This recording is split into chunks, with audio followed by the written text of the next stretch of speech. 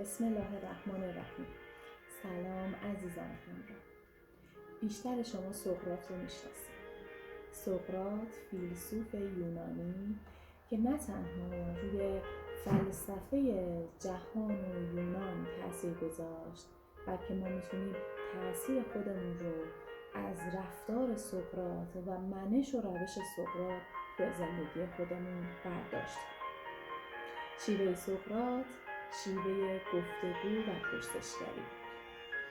سقراط با این روش راهی رو به کسی نشون نمیداد، بلکه به مردم کمک میکرد تا از طریق پرسشگری راه خودشون رو کشف کنن، به آگاهی برسن و با توجه به اون کشف و آگاهی که براشون ایجاد میشد مسیر جدید زندگی خودشون رو به نحو عالی پیدا کنن. ما میتونیم از این روش استفاده کنیم.